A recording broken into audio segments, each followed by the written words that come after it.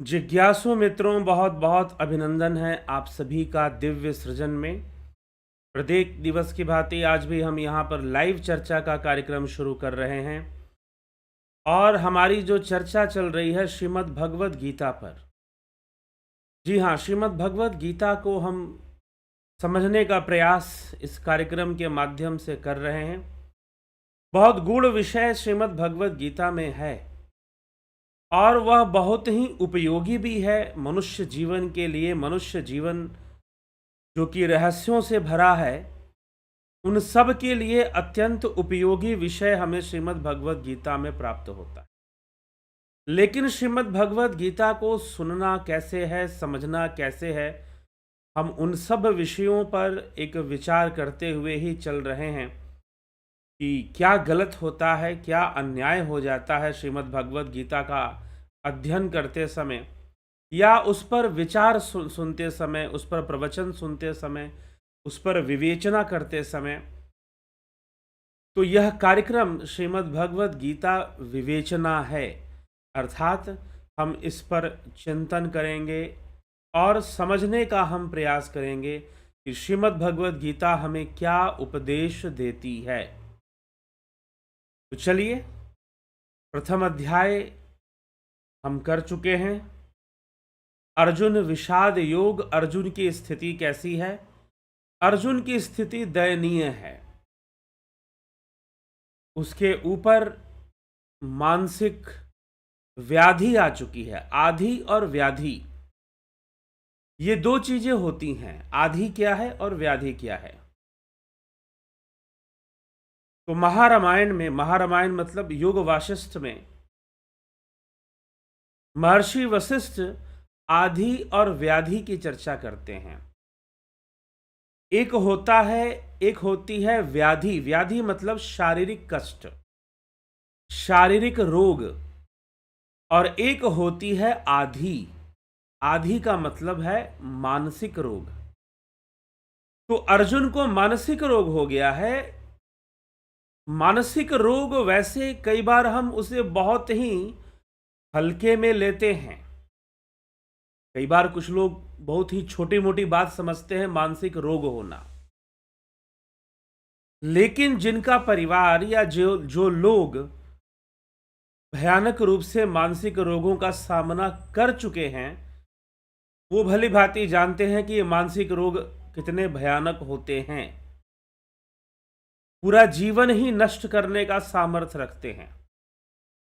व्यक्ति कुछ करने लायक बचे ही नहीं, कुछ ऐसी उसकी स्थिति बन जाती है मानसिक रोगों से ग्रसित होने पर। अर्जुन जो इतना बलशाली है, तपस्वी है, आज उसकी भी वैसे ही स्थिति है। शरीर में कंपन हो रहा है, शिथिल पड़ रहा है शरीर, और मानसिक रोगों के कारण वह जो है क्या कर रहा है? मानसिक रोगों के कारण कमजोर पड़ रहा है, विवश हो रहा है और कह रहा है कि मुझसे धनुष भी नहीं उठाया जा रहा। मेरा शरीर इतना कांप रहा है, माथे पर पसीना, परेशानी। और अर्जुन की दिल की धड़कनें, हृदय गति बढ़ी हुई है और वह रथ के पिछले भाग में जाकर बैठ जाता है और कहता है कि हे मधुसूदन, मैंने चारों तरफ से सोच लिया, यह युद्ध कर कर मुझे कोई लाभ नजर नहीं आता। युद्ध कर कर, यह जीत कर भी मैं बहुत सुखी जीवन व्यतीत कर लूंगा। मुझे ऐसा नहीं दिखाई देता कि मैं युद्ध जीत लूंगा और राज्य मुझे मिल जाएगा तो मैं बड़ा सुखी जीवन व्यतीत कर लूंगा। मुझे ऐसा भी नजर नहीं आता।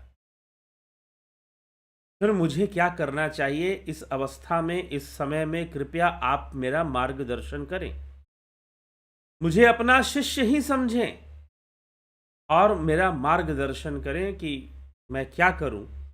क्योंकि मुझे तो बिल्कुल चारों तरफ से भयावह दृश्य दिखता है। चारों तरफ से मुझे सिर्फ पराजय ही नजर आ रही है।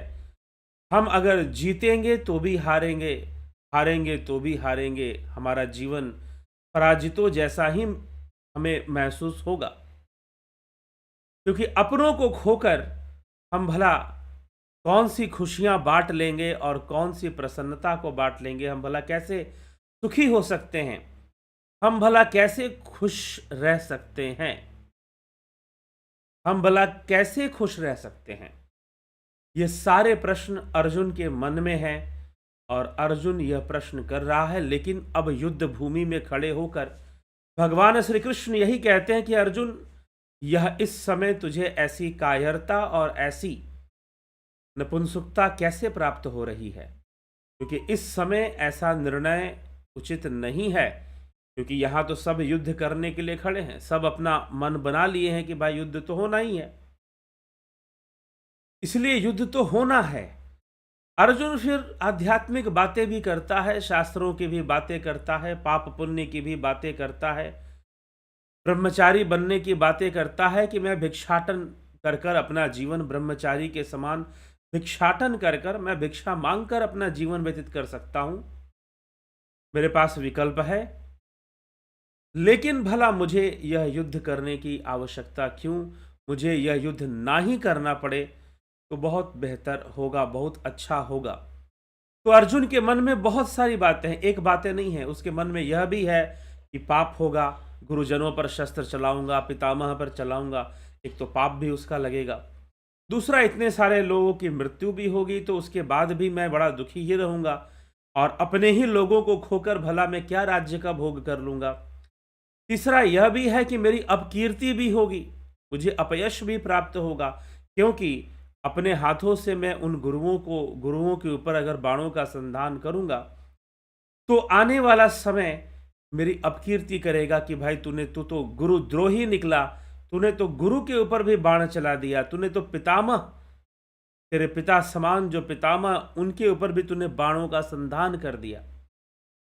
तो ये सब अर्जुन के मन में अनेकों बातें हैं, लेकिन सारी बातें अर्जुन के मन में अपने पक्ष में हैं। अपने पक्ष में मतलब कि वो सारा न्याय अपने लिए किए जा रहा है, उसे युद्ध नहीं करना है, यह वो अपने संदर्भ में सोच रहा है, वो बाकी किसी की विचारधारा को नहीं जानता और ना समझता है। वह अपने आप में ही अपने पुण्यों के बारे में सोच रहा है, अपने पाप के बारे में सोच रहा है, अपनी कीर्ति के बारे में सोच रहा है और अपनी अपकीर्ति के बारे में सोच रहा है, अपने यश अपयश के बारे में सोच रहा है कि मेरे इस युद्ध करने से मेरा अपयश भी होगा, अपकीर्ति भी होगी।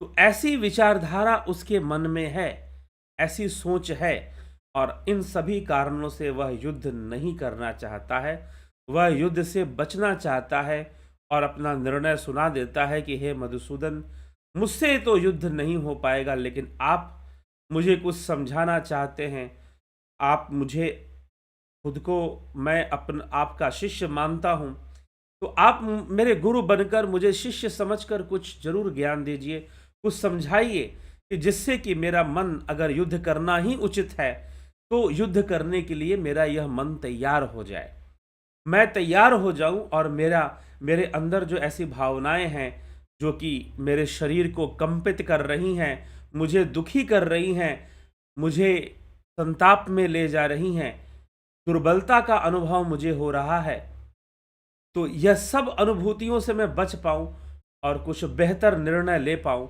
कृपया मुझे कुछ बताइए, कुछ समझाइए। और श्री कृष्ण अर्जुन को समझाना शुरू कर देते हैं कि अर्जुन, तू किनके लिए शोक करता है, तू किनके लिए दुखी होता है, भला सबके लिए दुखी होने की क्या आवश्यकता है।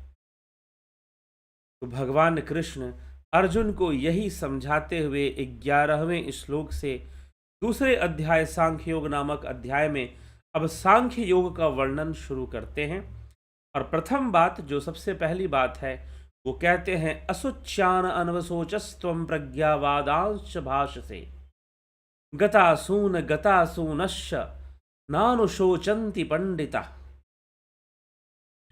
जो शोक करने योग्य नहीं होते उन्हें असोच्य कहते हैं, अर्थात जिनके लिए शोक नहीं करना चाहिए, अर्जुन तो उनके लिए शोक कर रहा है। असोच्यान अनवसोचस्त्वं प्रज्ञावादांश भाषसे।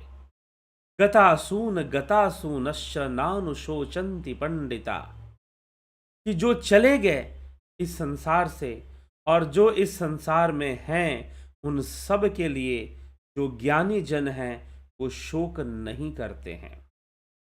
असोचान अन्वसोचस्तुम प्रज्ञावादांश भाष्य, जिनके लिए शोक नहीं करना है उनके लिए तू शोक करता है और फिर पंडितों जैसी बातें करता है। गतासूनश्च नानुशोचन्ति पंडिता, लेकिन जो वास्तव में पंडित जन हैं, जो कर्म सिद्धांत को समझने जानने वाले जो पंडित जन हैं, जो ज्ञानी पंडित जन हैं, वह ना तो उनके लिए शोक करते हैं जो इस संसार को छोड़कर चले गए, और ना ही उनके लिए शोक करते हैं जो इस संसार को छोड़कर नहीं जा पाए, अभी भी जीवित हैं।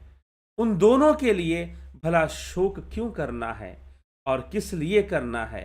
क्योंकि इस संसार में भला कौन आता है, कौन जाता है, किसकी मृत्यु होती है और कौन जीवित रहता है, यह सब तो कर्म के वशीभूत है। लेकिन फिर भी कुछ ऐसा है जिसका नाश कभी नहीं होता, और उसी तत्व की चर्चा करते हुए भगवान कृष्ण कहते हैं, न त्वेवाहं जातु नासं न त्वं नेमे जनाधिपा न चैव न भविष्यामः सर्वे वयमतः परम। हे अर्जुन, ऐसा कभी नहीं था कि मैं इस नहीं था, और ऐसा भी कभी नहीं था कि तू नहीं था। किसी काल में मैं नहीं था, ऐसा नहीं, किंतु मैं अवश्य ही था। अर्थात भूतपूर्व शरीरों की उत्पत्ति और विनाश होते हुए भी मैं तो सदा ही था। वैसे ही तू नहीं था, सो नहीं, किंतु तू भी अवश्य ही था। ये राजागण नहीं थे, ऐसा भी नहीं है, किंतु ये सभी भी थे। इसके बाद अर्थात इन शरीरों का नाश होने के बाद भी हम सब नहीं रहेंगे, ऐसा बिल्कुल नहीं है। हम सब भी रहेंगे, और यह राजागण भी रहेंगे, और मैं भी रहूंगा, और तू भी रहेगा, क्योंकि मात्र इस देह का ही नाश होता है, मात्र इस शरीर का ही नाश होता है। देहिनो अस्मिन् यथा देहे कौमारं यौवनं जरा तथा देहांतर प्राप्तिर्धरस्तत्र न मुह्यति। प्राप्तिर्धरस्तत्र, कि जिसका देह है वह देही है, उस देही की अर्थात शरीरधारी उस आत्मा की इस वर्तमान शरीर में जैसे कौमार, बाल्यावस्था, यौवन अवस्था, तरुण अवस्था, जरा अवस्था, वृद्धावस्था, ये परस्पर विलक्षण तीनों अवस्थाएं होती हैं। इनमें पहली अवस्था के नाश से आत्मा का नाश नहीं होता। अर्थात अगर आप बचपन से युवा अवस्था में आ गए तो आत्मा का नाश नहीं होगा, और जवानी से बुढ़ापे में चले गए तो भी आत्मा वैसी की वैसी रहेगी। और इसी प्रकार से मृत्यु के समय इस देह का, इस स्थूल देह का त्याग कर देने से भी वह आत्मा नष्ट भ्रष्ट नहीं होती है, वह वैसे के वैसे ही बनी रहती है। इसलिए हे अर्जुन, जो ज्ञानी जन है, जो पंडित जन है, वो इस रहस्य को जानने वाले हैं, वो इस रहस्य को जानने वाले हैं। इसलिए तुझे इनके लिए शोक नहीं करना चाहिए। गतासूनश्च नानुशोचन्ति पंडिता, जो पंडित जन है, जो ज्ञानी जन है, वो इन सब बातों के लिए शोक नहीं किया करते हैं। वह शोकाकुल नहीं होते हैं, शोक के वशीभूत वह नहीं होते हैं अर्जुन। इसलिए हे अर्जुन, तू भी शोक मत कर उन ज्ञानियों की बातें, क्योंकि तू खुद भी तो ज्ञानियों जैसी बातें कर रहा है। तू पाप पुण्य की बातें कर रहा है, तू स्वर्ग नरक की बातें कर रहा है। तो इस तरह की जितनी भी बातें तेरे मन में है, तू बातें ऐसी मत कर, क्योंकि कोई ना कहीं से आता है और ना कहीं जाता है, सब कुछ यहीं रहता है। तुझे उनके लिए शोक करने की कोई आवश्यकता नहीं है, शोकाकुल होने की आवश्यकता नहीं है। तो भगवान श्री कृष्ण अर्जुन को यही विषय समझाते हैं कि यह देह है और इसमें देही वह आत्मा, वो कभी नष्ट नहीं होता। इसलिए न त्वेवाहम जातु नाशम, न त्वम नेमे जनाधिपा, न चैव न भविष्याम। ना ऐसा है कि भूत में और ना ही ऐसा है कि भविष्य में हम नहीं होंगे। तो इसीलिए ज्ञानी जन जो इस आत्मा के रहस्य को जान जाते हैं, वो कभी इन विषयों पर शोक नहीं करते हैं। तो सर्वप्रथम भगवान श्री कृष्ण अर्जुन को समझाते हैं किसके लिए शोक करना है, किसके लिए नहीं शोक करना है। और साथ ही साथ वह यह भी कह देते हैं कि जिनके लिए तू शोक कर रहा है, भीष्म पितामह और द्रोणाचार्य आदि, इनके लिए तो शोक कर रहा है, लेकिन वह इस रहस्य को जानने वाले हैं, वह उस आत्म तत्व को जानने वाले हैं, इस रहस्य को जानने वाले हैं। तो भला वो क्यों शोकाकुल होंगे? वो तो कभी शोक नहीं करेंगे। लेकिन तू तो शोक कर रहा है। क्यों शोक कर रहा है? जब शोक करने का कोई विषय ही नहीं है, शोक करने की कोई आवश्यकता ही नहीं है, तो भला तू क्यों शोक कर रहा है? वह आत्मा सर्वदा है, वह नष्ट नहीं होता। आवश्यकता क्या है? यह आवश्यकता है भगवान कृष्ण अर्जुन को संकेत कर रहे हैं, शिक्षित कर रहे हैं और कह रहे हैं कि आवश्यकता है उस परम तत्व को जान लेने की, उस आत्मा तत्व को जान लेने की, उस ब्रह्म को जान लेने की। यदि तू जान जाएगा उस ब्रह्म को, तो तेरी सारी समस्याओं का समाधान होगा और तेरे शोक का भी निवारण हो जाएगा। तेरे शोक का भी निवारण हो जाएगा। इसलिए हे अर्जुन, तू यह शोक, व्यर्थ का शोक इस समय इस युद्ध भूमि में तू मत कर। यही तेरे लिए उचित होगा, यही तेरे लिए उचित होगा। इसलिए तू बातें तो बड़ी बड़ी कर रहा है, लेकिन फिर भी शोकाकुल है। ऐसा तो नहीं होना चाहिए। क्यों शोकाकुल हो रहा है? ऐसा तो नहीं होना चाहिए। मैं तनिक भी शोक करने की आवश्यकता नहीं है, दुखी होने की आवश्यकता नहीं है। जो ज्ञानी जन है वो इन सब विषयों में दुखी नहीं होते हैं।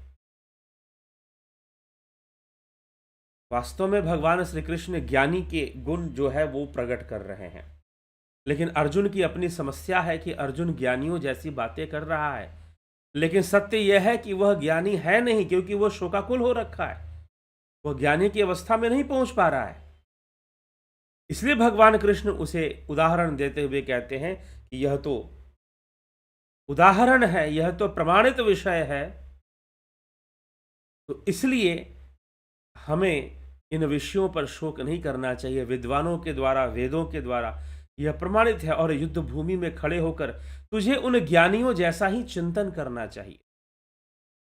तुझे स्वर्ग नरक की चिंता नहीं करनी चाहिए, तुझे पाप पुण्य की चिंता नहीं करनी चाहिए। और इस समय कर्तव्य रूपी जो युद्ध तेरे सामने है, वो तुझे इसको संपन्न करना चाहिए बिना शोक किए, बिना दुखी हुए। क्योंकि दुखी होकर तू क्या युद्ध कर पाएगा? तू सही से युद्ध भी नहीं कर पाएगा। इसलिए इस तथ्य को समझना है और तुम्हें युद्ध करना है अर्जुन। तो अर्जुन को यही प्रेरणा दी जाती है कि बाहर से हमें ऐसा शोक करना, और वो भी ज्ञानियों के लिए, जो द्रोणाचार्य, भीष्म है, ज्ञानी लोग हैं, इनके लिए शोक करना तो और भी उचित नहीं बनता, क्योंकि यह तो सब कुछ जानने और समझने वाले लोग हैं। भले ही वह कौरवों के पक्ष में खड़े हों, लेकिन फिर भी वो समभाव रखने वाले लोग हैं। इनके लिए तू शोक मत कर। अर्जुन को बार बार यही उपदेश भगवान श्री कृष्ण देते हैं कि तू शोक मत कर। क्यों शोक मत कर? क्योंकि पंडित जन जो इस संसार में चले गए उनके लिए भी शोक नहीं करते, और जो नहीं गए उनके लिए भी शोक नहीं करते। परंतु तू तो शोकाकुल हुए जा रहा है, इसलिए ये शोकाकुल होने की आवश्यकता नहीं है, शोक करने की आवश्यकता नहीं है। यदि तू पंडितों ही जैसी बातें कर रहा है तो पूरी तरह से पंडित बन। आधा अधूरा क्यों बनता है? आधा अधूरा चाल चलन क्यों रखता है? पूरी तरह से किसी विषय को जानो, पूरी तरह से किसी विषय को समझो। ये नहीं कि कुछ लोग मात्र तुम्हें कह देंगे, बहका देंगे या कुछ सुना देंगे, उसी पर तुम सारी चीजें समझोगे, जानोगे। इसीलिए तुम खुद से जानो, स्वयं से जानो, उस परम तत्व को जानो, उस शोक के विषय को समझो कि किसके लिए दुखी होना है और किसके लिए नहीं। तो भगवान कृष्ण यह रहस्य अर्जुन को समझाते हैं और इसीलिए दुखी नहीं होना चाहिए, क्योंकि तू बड़ी बड़ी बातें कर रहा है तो तुझे यह भी जान लेना चाहिए कि पाप पुण्य से परे और कर्म सिद्धांत से परे भी अवस्थाएं हैं। कई अवस्थाएं उसके परे भी बनती हैं।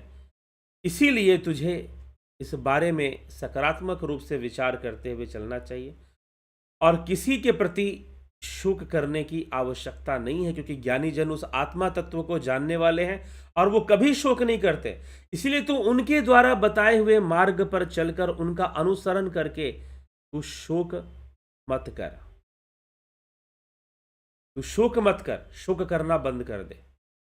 यही तथ्य भगवान श्री कृष्ण अर्जुन को इन श्लोकों में समझाने का प्रयास कर रहे हैं। तो चलिए आगे बढ़ते हैं और आपके कमेंट्स भी हम देखते हैं। और ये शोक किसी के लिए भी, देखिए थोड़ा सा इस विषय में और हम प्रकाश डालना चाहेंगे। शोक इस विषय को ऐसा नहीं कि श्रीमद् भगवद गीता में, रामचरितमानस में गोस्वामी तुलसीदास जी भी इस तरह के विषय की चर्चा करते हैं। क्या कहते हैं? वो लिखते हैं कि मनुष्य का जीवन कैसा है, किस प्रकार का उसका दुख है। वो लिखते हैं कि एहि विधि जग हरि आश्रित रहहि, यद्यपि असत्य देत दुख अहि। वैसे तो कहते हैं कि सारा संसार ही ईश्वर पर आश्रित है, ऐसे ही कहा जाता है, एहि विधि जग हरि आश्रित रहहि। अर्थात कहा जाता है, ऐसा सुनने में आता है कि सारा संसार तो ईश्वर पर आश्रित है, लेकिन फिर भी यद्यपि असत्य देत दुख अहि, फिर भी जो असत्य है, जो मिथ्या माया है, वो लोगों को दुखी करती है, बहुत बुरी तरह से दुखी करती है। जो सपने सिर काटे कोई, बिन जागे दुख दूर ना होई। कि जो स्वप्न में जैसे सिर काटा जा रहा हो, आप कोई स्वप्न देख रहे हैं, उसमें कोई आपको दौड़ा रहा है, कोई सांड आपके पीछे पड़ा है, कोई सांप आपके पीछे पड़ा है, कोई आदमी ही आपको दौड़ा रहा है, अब भागे जा रहे हो, भागे जा रहे हो, पूरा सपना में भागे ही जा रहे हो, भागे जा रहे हो। फिर बाद में कुछ लोगों ने आपको पकड़ लिया और आपकी गर्दन वो काट रहे हैं, आपकी गर्दन वो काट रहे हैं। तो इसमें कितना दुख है और कब तक दुख है? तब तक दुख है जब तक आप जाग ना जाओ, जब तक आपकी जागृति ना हो जाए। बिन जागे दुख दूर ना होई। अब बिन अगर जाग गए तो इसका क्या मतलब है? सारे दुख कोई आएगा ही नहीं, दुख फिर भी आएंगे। ज्ञानी भोगे ज्ञान से, अज्ञानी भोगे रोए रोए। यही तो फर्क भगवान कृष्ण समझा रहे हैं। फिर भी संसार में वो चीजें बनी रहेंगी, ऐसी बात नहीं कि नहीं बनी रहेंगी, लेकिन फिर भी अज्ञानी भोगे ज्ञान से, क्षमा करे, ज्ञानी भोगे ज्ञान से, अज्ञानी भोगे रोए रोए। कि जो ज्ञानी व्यक्ति है, जो समझदार है, जो इस तत्व को जानने वाला है, इन विषयों को सही ढंग से समझने वाला है, वो अपने ज्ञान से ही इन सब को देखेगा। इसलिए अर्जुन, तू अपने अंदर ज्ञान दृष्टि को उत्पन्न कर और ज्ञान दृष्टि से सारी चीजों को देख। इसलिए भगवान कृष्ण कहते हैं कि ज्ञानी भोगे ज्ञान से, अज्ञानी भोगे रोए। कि जो ज्ञानी है वो तो अपने ज्ञान से चीजों को भोगेगा, संसार के सुख दुखों को वो ज्ञान से भोगेगा। लेकिन जो अज्ञानी व्यक्ति इस देही और देह का रहस्य नहीं जानता, जो आत्मा के रहस्य को नहीं समझ रहा, नहीं जानता, वो बेचारा रो रो कर ही तो भोगेगा ना, और क्या करे? उसे तो रो रो कर ही भोगना पड़ेगा, उसके पास कोई दूसरा विकल्प नहीं होता है।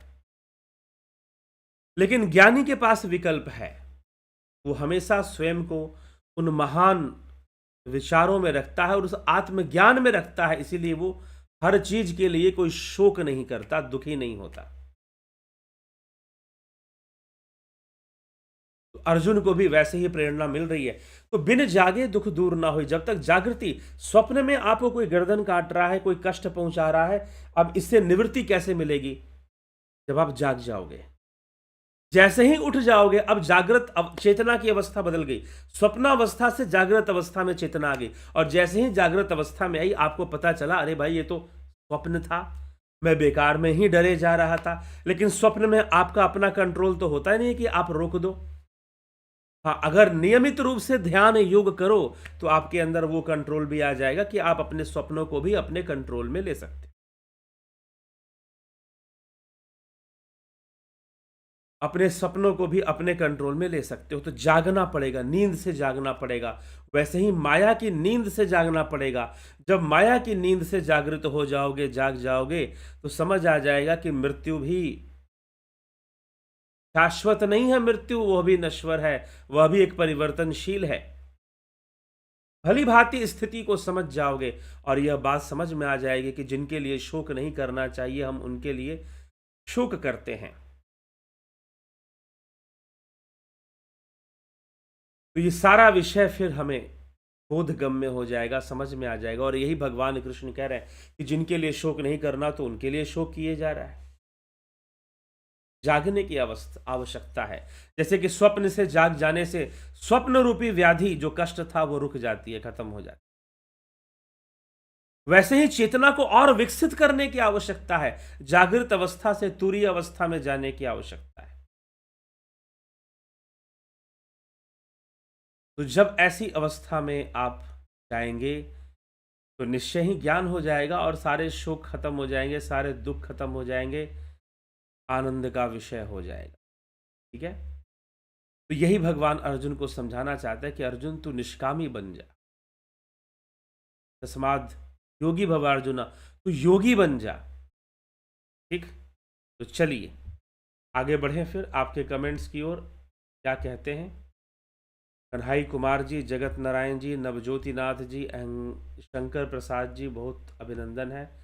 पवन कुमार गुप्ता जी, विष्णु चंद्र मौर्य जी, अमन कक्कर जी, शिखर शर्मा जी, बबीता धीमान, रूपलाल विश्वकर्मा, संतोष कुमार, अबनी प्रधान जी, राजू पाल जी, राम लखन राजपूत, चितरंजन बरुआ, विमला शाह जी, निशांत जी, राहुल तिवारी, अमलेश कुमार, रतन सिंह, उषा श्रीवास्तवा जी, श्वेता राय जी, राहुल तिवारी, अनिल कुमार, गंभीर शाह, सोमू, ओम नमः शिवाय, रामविलास जी, एके त्यागी जी, घनश्याम सरोदे, ओम राज हेमब्रॉम,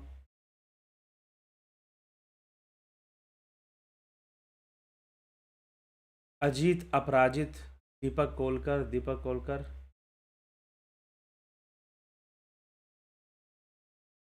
हम अपने आप को शरीर से अलग करके शुद्ध आत्मा समझ लें तो दुखी नहीं होगा ना? नहीं होगा जी। और इसको समझना भी नहीं है, इसको जानना है। समझना कहने का मतलब मानना नहीं है सिर्फ, इसको ध्यान योग से जानिए। ध्यान योग करेंगे तो सही से जान पाएंगे कि आत्मा का अस्तित्व किस प्रकार से है। माधुरी कोलेजी, बीकू कुचाड़िया जी, विनोद के सूद, अर्जुन पाटिल, अर्जुन कुमार, राकेश गुप्ता जी, अर्जुन कुमार जी। संसार की कोई भी चीज पाने के लिए किस तरह की साधना करना पड़ता है? कभी कोई सारी चीज नहीं मिल जाएगी, संभव नहीं होता। व्यक्ति को अपने गुणों कर्म संस्कारों से ही मिलता है। नरसाराम जी, जलाराम राय का, गोविंद प्रसाद नीमा जी, प्रथमेश जी, कमलेश उपाध्याय जी, दिनेश चौधरी जी, संदीप अरोड़ा, सोमू। जो हमारी दृष्टि में पाप नहीं लेकिन किसी और की दृष्टि में पाप हो तो क्या वो गलत प्रभाव डालेगा सृष्टि में? पाप नहीं तो फिर गलत प्रभाव क्यों डालेगा? वो व्यक्ति की अपनी मानसिक स्थिति है, वो उसके वशीभूत जो है वो अपना ही नुकसान करेगा। अनिमेश महतो जी, राम नरेश सिंह जी, अजीत अपराजित जी, रामविलास जी, संदीप अरोड़ा। जब योगियों को आत्म तत्व की प्राप्ति होती है तो उनके लिए लिखे हुए ग्रंथों में इतनी विविधता क्यों होती है? कृपया बताएं। कोई विविधता नहीं है। कहाँ विविधता है? जो सांख्य शास्त्र समझा रहा है, श्रीमद् भगवद गीता वही चर्चा कर रही है। हाँ, विविधता तब है जब आप बाहर की चीजों को ग्रहण करते हैं मात्र। ठीक है, मात्र कथाओं कहानियों को ही आप ग्रहण करते हैं तो विविधता मिलेगी, लेकिन ज्ञान को ग्रहण करेंगे तो विविधता नहीं मिलेगी। यही तो समानता है। यहां तक कि संस्कृत में जो बातें लिखी गई और बाद में जो ज्ञानियों ने लिखी दूसरी भाषा में, उनमें भी विविधताएं नहीं है। एक ही प्रकार की प्रक्रिया है, एक ही प्रकार की साधना का वर्णन है, एक ही प्रकार के साधना का भी वर्णन है। ठीक। तो इसीलिए लिखे हुए ग्रंथों में विविधता नहीं होती है। हाँ, हम पढ़ते हैं उसे इस ढंग से, अगर सही ढंग से पढ़ें तो आपको विविधता नहीं प्राप्त होगी। हाँ, जहां पौराणिक कथाएं कहानियां हैं वहां पर विविधताएं मिलेंगी। ठीक। हाँ, जो अब दर्शनों की बात आती है तो दर्शनों का विषय ही अलग होता है। 6 दर्शन है, 6 दर्शन के अलग अलग विषय हैं, तो वो अलग अलग विषयों पे ही चर्चा करते हैं अपना, ऐसा नहीं कुछ भी चर्चा करना शुरू कर देते हैं। अलग अलग विषयों पर ही चर्चा हो पाती है।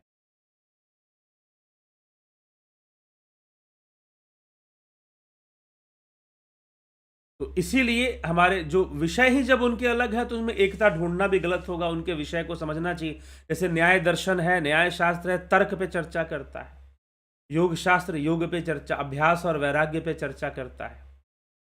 मीमांसा कर्म सिद्धांत को समझाता है, वैशेषिक तत्व सिद्धांत को समझाता है। तत्व सिद्धांत को मतलब कि तत्व शास्त्र बोलते हैं वैशेषिक दर्शन को, न्याय दर्शन को तर्क शास्त्र बोलते हैं, न्याय शास्त्र को। तो हमें इस तरह से इन बातों को समझना चाहिए। तो वो अपना अपनी जगह अपना अपना कर्म कर रहे हैं और आप भी कुछ ऐसा ही करिए। बेहतर कर्म को करिए और अपना पुरुषार्थ करिए और भाग्य का निर्माण करिए। किरीट शाह जी, बहुत बहुत अभिनंदन आपका। बेहोशी से होश में आना है। जी हाँ, जैसे कि हम स्वप्न की अवस्था में बेहोशी में थे, अजीत जी ने बहुत अच्छा लिखा है, बेहोशी से होश में आना है। तो इस माया में रहना भी एक बेहोशी है। आहार निद्रा भय मैथुन के प्रति आकर्षित होकर बहुत सारे कर्मों को करते रहना भी एक बेहोशी जैसा ही है। तो बेहोशी से हमें जागना है, जागृत होना है। क्योंकि दुख कहां पर है, वास्तव में दुख का कारण क्या है? यह माया, यह त्रिगुणी माया, और इसके अंदर अनेक प्रकार के दुख, क्योंकि हम इनमें बंधे हुए। इस अवस्था से ऊपर उठना है, अपनी चेतना को विकसित करना है, अपने कॉन्शियसनेस को राइज करना है। और जब आपकी चेतना विकसित हो जाएगी तो आप विकसित हो जाओगे, आपका दृष्टिकोण बदल जाएगा जीवन के प्रति और संसार के प्रति, आप दुखी नहीं होगे। फिर आपके लिए कोई भी कर्म करना जो कर्तव्य रूप में करना आवश्यक है, आप उन सब का सहारा लोगे और अपना कर्म करोगे। ठीक है। तो हमें भी ऐसा ही समझना है। जैसे कि रामानुज और शंकराचार्य के ग्रंथों में विविधता क्यों है? कुछ बातों को लेकर विविधता है, उसमें भी अलग अलग, इसलिए तो मैंने कहा कि दर्शन का विषय अलग अलग है। अलग अलग विषय है, अलग अलग विषय होने से अलग अलग अनुसंधान करना और अलग अलग तथ्य को प्रस्तुत करने का प्रयास हुआ है। तो यह एक दार्शनिक चर्चा का विषय है। अगर आपको इस विषय पर बहुत अच्छी चर्चा करनी है तो इस चैनल के माध्यम से फिलॉसफी का कोर्स चल रहा है। जल्द ही हम एक डेट बताएंगे कि आप दोबारा इस फिलॉसफी का कोर्स ज्वाइन कर सकते हैं। ठीक है। तो वहां पर ये हम चर्चा कर देंगे कि आदि गुरु शंकराचार्य रामानुजाचार्य के बीच में क्या विविधताएं हैं। वास्तव में कोई विविधता नहीं है। मूल शास्त्रों की ओर जाएंगे तो आपको विविधता नहीं मिलेगी। इसीलिए हमें मूल शास्त्रों, ज्यादातर मैं यहां पर उन्हीं पर चर्चा करता हूं। टीका या भाष्यों को मैं नहीं लेता चर्चा करने के लिए। तो रामानुजाचार्य ने भाष्य दिए हैं ज्यादातर, आदि गुरु शंकराचार्य ने भी भाष्य दिए हैं, लेकिन उनकी कुछ रचनाएं भी हैं। जैसे कि विवेक चूड़ामणि आदि गुरु शंकराचार्य की अपनी रचना है। ठीक। ज्यादातर लोगों ने भाष्य दिए हैं। तो भाष्य जो है उनमें त्रुटि हो सकती है, उनमें कमियां हो सकती हैं, यह भी है। और विचारधाराएं हैं, रामानुजाचार्य पे जब हमें चर्चा करना होगा तो हम जरूर चर्चा करेंगे। चले, ठीक है। धनराज सिंह जी, श्वेता कुमारी जी,